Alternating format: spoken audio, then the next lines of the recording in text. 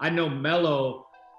So when Melo was in like 5th grade or something like that, there was like this TV show they were trying to get off the ground here in LA, and it had to do with myself and like some Lakers, some Showtime Lakers, like Norm Nixon and a couple other dudes were judging basketball talent, like youth basketball talent. And I think it might've been within families. I'm not sure, but it was like skills based.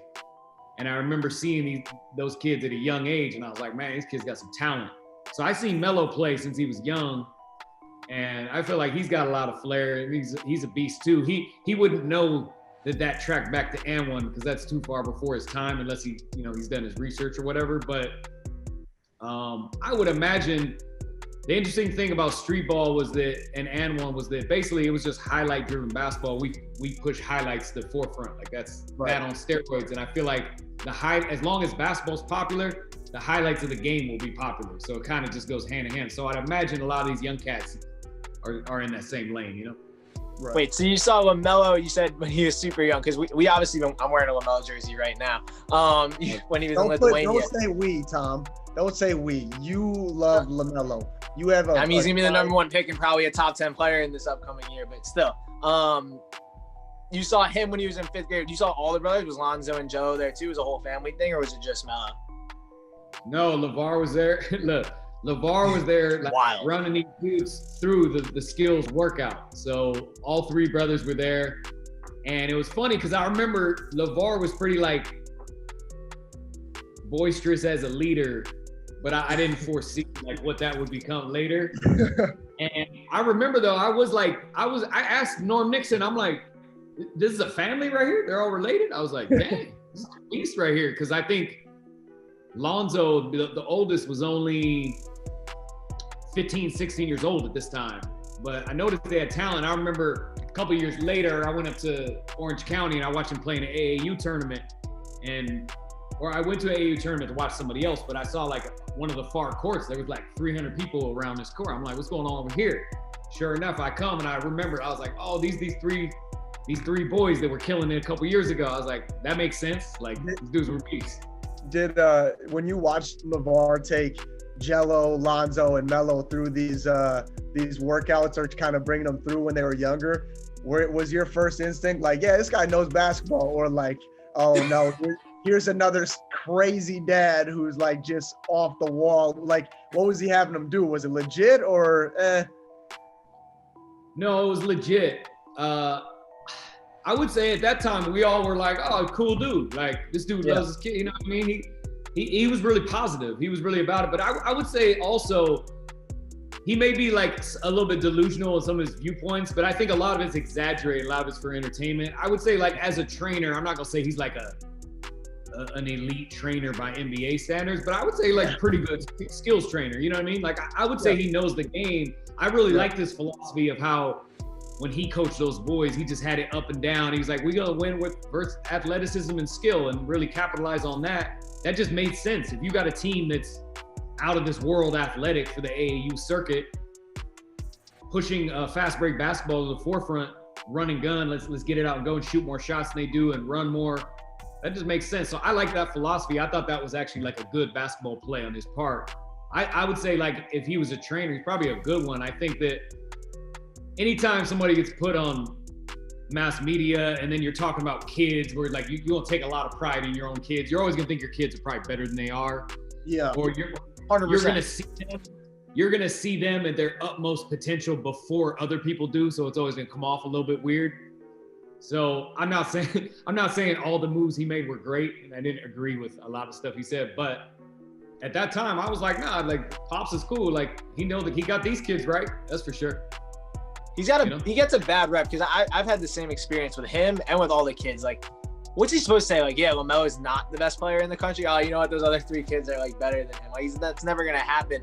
And he was a trainer before, even like throughout all the years. He's trained other people too. So I think he gets a bad reputation. But his whole thing has always been like basketball's entertainment. So like, as long as they're winning games, they should have some level of flair. And that's kind of like what you guys did. So like, you take it from there.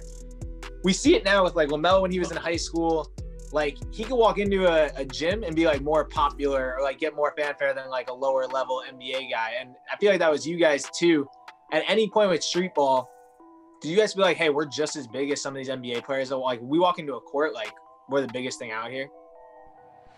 We knew that. We did know that at the time. But the funny thing is I actually didn't know how big it actually was. Like nowadays, when you see like social media versus mainstream, like influencer versus mainstream, you can really see like the levels of coverage that people get and how many eyes. So at that time, I didn't actually understand how mainstream it was, but we did have that conversation. We knew that we were as known as NBA All-Stars were. We did know that. But I like what you said though. And I like LaVar's philosophy too. Basketball is entertainment. And I think that's what those basketball purists miss when they talk about like, it's not real basketball, that's a circus. Like at the end of the day, like at the very core of basketball, it's a sweat and it's entertainment. Yep. You know what I mean? It's like when people talk about like, you're depriving a kid of his true potential or scholarships or whatever. Yeah, I mean, those are the same people.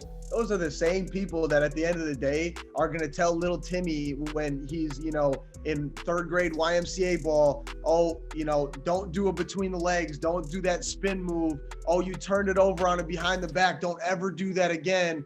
It's all these crazy like dads, coaches that are doing this, thinking they're basketball purists.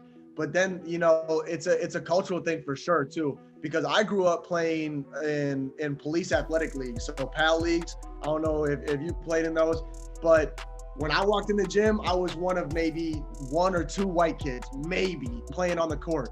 And when I got like to it, and it was like third or fourth grade, that's why my dad didn't let me play in second grade YMCA suburban, because they wouldn't let me, you know, throw a behind the neck pass or, you know, dribble it, you know, through my legs 3 times and try to break somebody off.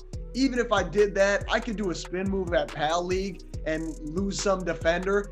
And the dads, even the kid's dad, is going crazy. Like if it was something like fun, entertaining, they loved that, promoted it, and it wasn't like a suppression. Like you turn kids into robots, you know, kill confidence, you take the fun out of the game. You want to talk about burning kids out, that's how you do it. That's what I think, at least. No, I 100% agree with you. That was my whole upbringing. So the school that I went to, they made me think that it wasn't good. You know, I remember doing a crossover and they didn't actually like it. I did a crossover one time. I remember a kid flew like 10 feet to the left, but I missed the jumper.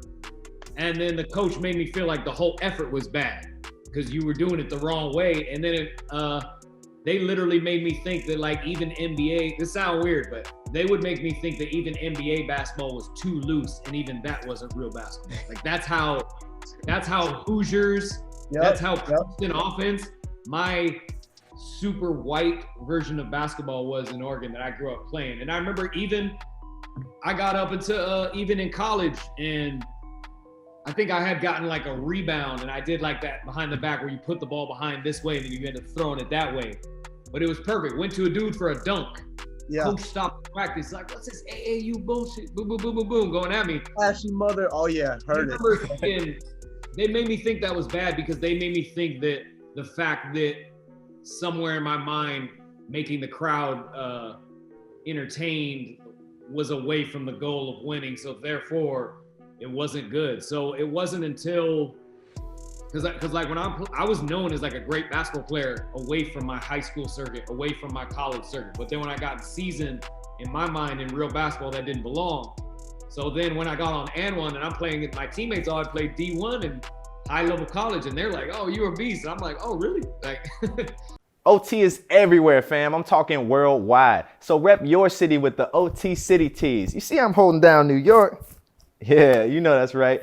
And don't forget to subscribe over here and check out more fire videos over here. You know what it is. It's Big O.